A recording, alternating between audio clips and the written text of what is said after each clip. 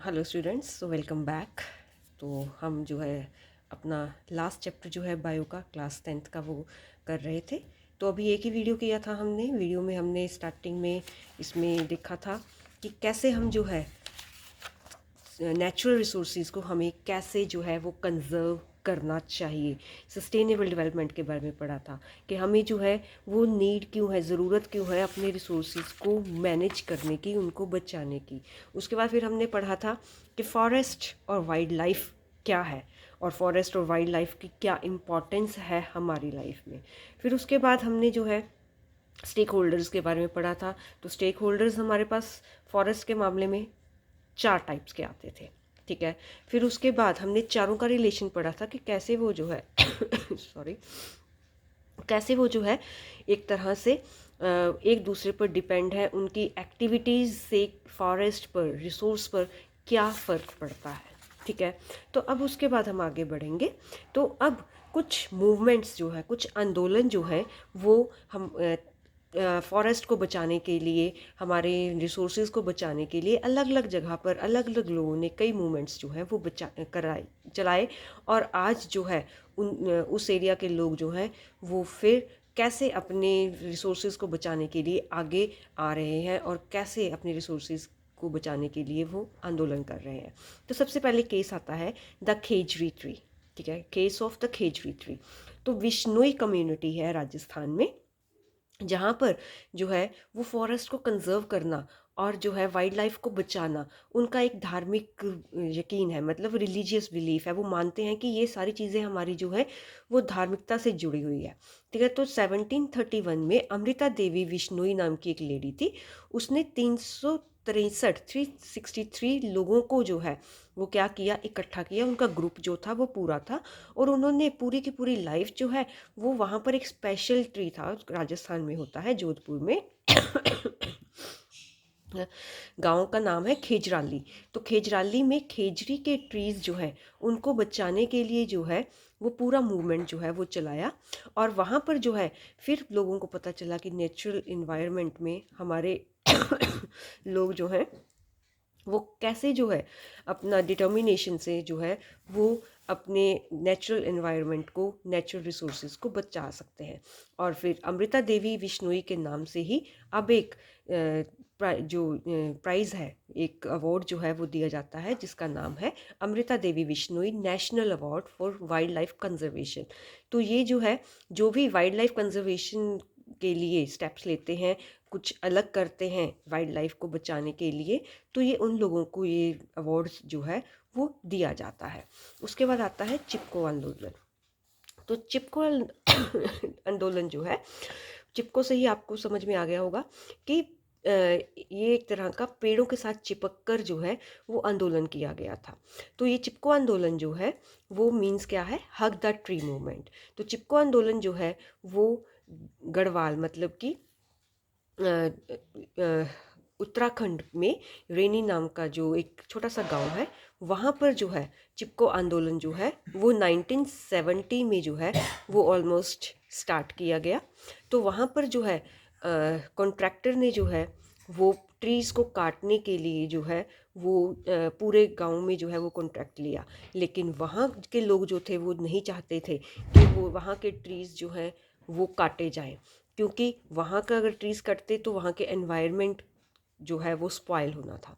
तो इसके कारण वहाँ के लोगों ने क्या किया कि जैसे ही कॉन्ट्रैक्टर के लोग जो हैं वो फॉरेस्ट के ट्रीज़ काटने के लिए आए, तो वो सारे गांव के आदमी वगैरह जो थे वो काम पर गए हुए, तो जितनी भी वहाँ पर लेडीज़ थी वो जल्दी से जंगलों में पहुँची और उन्होंने एक ट्रीज़ को जो है वो बिल्कुल क्लैप्स कर लिया, मतलब उसको हक कर लिया, उसको गले लगा लिया और इस तरह से पेड़ों को कटने से बचाया। और तब से जो है वो वहाँ के लोग जो हैं वो चिपको मूवमेंट जो है वो पूरी दुनिया में, पूरे इंडिया में जो है वो चल पड़ा कि जहाँ भी लोग पेड़ काटने लगते वहाँ पर चिपको मूवमेंट के थ्रू जो है लोग वहाँ की कम्युनिटीज़ जो है वो फॉरेस्ट को कंजर्व करती। तो दूसरी तरफ अब आता है कि participation of local people in management of forest, कि जो लोकल लोग हैं वहाँ के वो कैसे जो है उनकी पार्टिसिपेशन जो है वो कैसे रहती है, क्या करते हैं वो मैनेजमेंट, फॉरेस्ट को बचाने के लिए, उनका मैनेजमेंट करने के लिए। तो लोगों के पार्टिसिपेशन जो है वो बहुत ही ज़्यादा ज़रूरी है, क्योंकि लोगों का जो आसपास के जो लोकल लोग हैं वो ऑलमोस्ट वहाँ पर जंगलों के ऊपर ही डिपेंड रहते हैं। तो वहाँ के लोकल लोग जो हैं उनको सारा सामान, रॉ मटेरियल जो है फ्यूल के लिए, वुड जो है वो वहीं से जो है वो मिलती है। तो इसी के रिगार्डिंग एक एग्जांपल है कि 1972 में वेस्ट बंगाल फॉरेस्ट डिपार्टमेंट में एक जो है वो लोकल लोगों ने जो है वहाँ पर एक चलाया कि साल फॉरेस्ट जो है, साल की फॉरेस्ट है वहाँ पर, तो उसको रिवाइव करने के लिए, उसको और बढ़ावा देने के लिए वहाँ पर एक प्रोग्राम चलाया। तो स्टार्टिंग में तो क्या हुआ कि ये मिडनापुर डिस्ट्रिक्ट में जो है अरावरी फॉरेस्ट रेंज जो है वहाँ पर जो है वो स्टार्ट किया गया। तो फिर वहाँ पर जो है एक फॉरेस्ट ऑफिसर थे AK बनर्जी, वो काफ़ी ज़्यादा फार साइटेड थे, मतलब दूर की सोचते थे। उन्होंने वहाँ पर क्या किया कि 1272 हेक्टेयर का जो लैंड था ना फॉरेस्ट का, वो ख़त्म हो चुका था, टोटली साल फॉरेस्ट वहाँ पर ख़त्म हो चुका था। तो वहाँ पर उन्होंने लोगों को क्या किया कि अगर वो उसको बचाते हैं, मतलब उसको फिर से रिवाइव करते हैं, वहाँ पर फिर से पेड़ लगाते हैं, तो उन्होंने वहाँ पर फॉरेस्ट ऑफिसर ने कहा कि वहाँ पर आपको, लोगों को बोला कि अगर आप इसको फिर से रिवाइव करोगे तो आपको क्या होगा, एम्प्लॉयमेंट मिलेगा।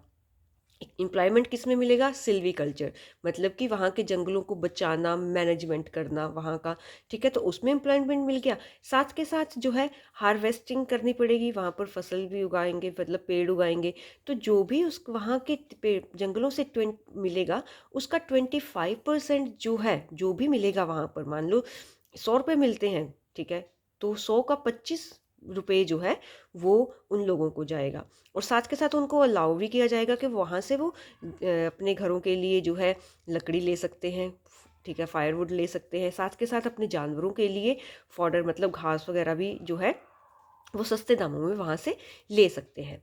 तो इस तरह से क्या हुआ कि अब लोगों को भी थोड़ा समझ में आया कि यहाँ पर हम जो है, हमारी पार्टिसिपेशन से हमें ही फ़ायदा है। एक तो साल का फॉरेस्ट जो है वो पूरा का पूरा फिर से थिक हो गया, ग्रीन हो गया, साथ के साथ वहाँ के लोगों को फ़ायदा भी हो गया। तो इस तरह से जो है लोकल लोगों का जो पार्टिसिपेशन होता है फॉरेस्ट की मैनेजमेंट के लिए बहुत ही ज़्यादा ज़रूरी होता है, ठीक है। अब आता है कंजर्वेशन ऑफ वाइल्ड लाइफ। तो वाइल्ड लाइफ जो है, वाइल्ड लाइफ मतलब जंगली जानवर, ठीक है। तो चलो अब तो बहुत ही ज़्यादा लॉज जो हैं वो स्ट्रिक्ट हो चुके हैं, लेकिन फिर भी कहीं ना कहीं जो है चोरी छिपे जो है, या फिर यानी कि रिश्वत वगैरह दे के जो है वो फॉरेस्ट में लोग जो हैं वो शिकार कर ही लेते हैं, ठीक है। तो लार्ज स्केल पर जब पोचिंग मतलब कि वाइल्ड एनिमल्स को मारा जाता है, ठीक है, तो यही जो है वो इन एनिमल्स के, कई स्पीशीज़ के लिए, बर्ड्स की स्पीशीज़ के लिए उनका सर्वाइवल जो है वो मुश्किल हो जाता है। तो आपने पिछले चैप्टर में फूड चेन जो पढ़ा है, ठीक है, तो फूड चेन अगर डिस्टर्ब हुई तो क्या हुआ कि पूरे का पूरा इकोसिस्टम जो है उस पर इसका असर होगा, ठीक है। तो अब जैसे एग्जांपल इन्होंने स्नेक का लिया हुआ है, स्नेक जो है वो वाइल्ड एनिमल है, स्नेक की स्किन जो है वो काफ़ी ज़्यादा लेदर फैक्ट्रीज़ में इसकी डिमांड रहती है, क्योंकि स्नेक की जो स्किन है उसका प्राइस बहुत ज़्यादा हाई रहता है मार्केट में।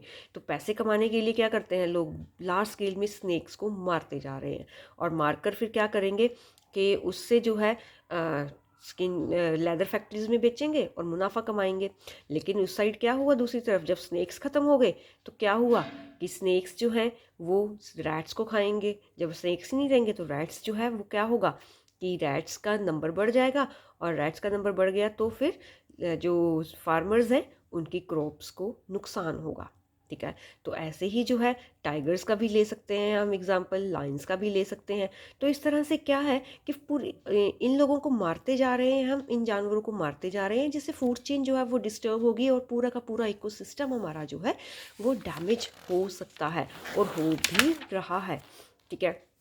तो इसलिए कुछ स्टेप्स जो हैं वो हमें लेने पड़ेंगे अपनी वाइल्ड लाइफ को बचाने के लिए। तो लॉज जो है वो टोटली स्ट्रिक्ट एक्शंस जो हैं वो हमें टोटली स्ट्रिक्ट लॉज जो हैं वो बनाने पड़ेंगे, ताकि एनिमल्स और बर्ड्स को जो है वो किलिंग जो है, उनकी हंटिंग जो है वो टोटली बंद हो जाए। और हमें एंडेंजर्ड स्पीशीज़ जो है एनिमल्स की और बर्ड्स की, जो भी उनको मारता है उनके लिए हमें पनिशेबल पनिशमेंट जो है वो रखनी चाहिए। लॉज जो है वो पेपर्स में बन जाते हैं लेकिन हम उनको एनफोर्स नहीं कर पाते, तो वही एनफोर्समेंट हमें चाहिए। दूसरी तरफ क्या है कि अगर कुछ बर्ड्स और एनिमल्स का नंबर जो है वो आज ज़्यादा है, तो ये नहीं है कि उनको ही मारना शुरू कर दो, उनके लिए भी सेम जो लॉज हैं वो होने चाहिए। क्योंकि अगर आज उनका नंबर ज़्यादा है तो अगर हम उनको मारना शुरू कर देंगे तो कल को उनका नंबर भी डिक्रीज़ हो जाएगा। ठीक है, अब थर्ड पॉइंट क्या है कि इनका नेचुरल हैबिटेट वाइल्ड एनिमल्स और बर्ड्स का क्या है। नेचुरल पार्क्स वगैरह है ना, जैसे फॉरेस्ट वगैरह है, तो पूरी की पूरी कंट्री में इनके नेचुरल हैबिटेट्स जो हैं वो नेशनल पार्क्स बना दिए जाएं, सेंचुरीज बना दी जाएं, ताकि ये अपने नेचुरल हैबिटेट्स में रह सके।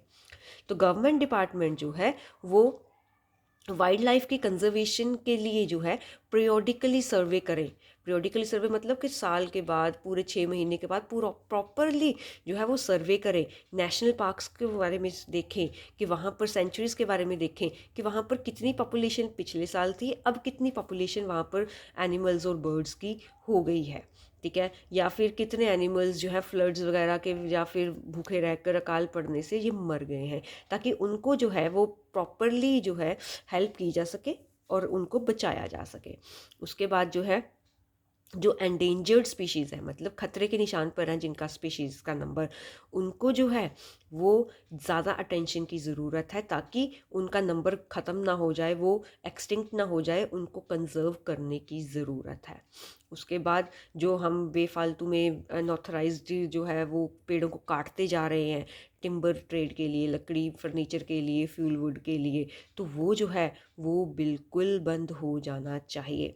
क्योंकि जब जंगल ख़त्म हो जाएंगे तो क्या होगा, नेचुरल हैबिटेट जो है वो एनिमल्स का, वाइल्ड एनिमल्स का, बर्ड्स का, वो ख़त्म हो जाएगा और वो फिर सिटीज़ की तरफ को भागेंगे, विलेजेस की तरफ को भागेंगे और अपने आप को बचाने के लिए हम उनको मार देंगे। ठीक है ना, तो इस तरह से वो फिर से मरेंगे। तो जो अनऑथराइज्ड कटिंग है ट्रीज़ की वो भी ख़त्म होनी चाहिए। गवर्नमेंट अथॉरिटीज़ जो है अगर फॉरेस्ट को काटना है तो क्या करें कि 1 एकड़ अगर फॉरेस्ट काटा है तो 1 एकड़ लैंड जो है वो उसी टाइम जो है सैपलिंग्स जो है वो उनकी लगानी पड़ेगी। कि मतलब कि अगर 10 पेड़ काटे हैं ना, तो कम से कम 20 पेड़ तो जो है वो कहीं उनको लगाने ही पड़ेंगे, ताकि आगे जाकर वो पेड़ जो हैं वो बड़े हो जाएं। और जो 10 पेड़ कटे हैं उनमें 20 जो लगाए हैं, कम से कम उसमें से 10 या 15 प्रॉपरली उग जाएं आगे आने वाले सालों में। तो इस तरह से हम अपने वाइल्ड लाइफ को कंजर्व कर सकते हैं। ठीक है, तो इस वीडियो में इतना ही करते हैं। नेक्स्ट वीडियो में फिर हम नेक्स्ट करेंगे water for all. Till then stay safe, take care of your self and your family and study hard. Bye bye.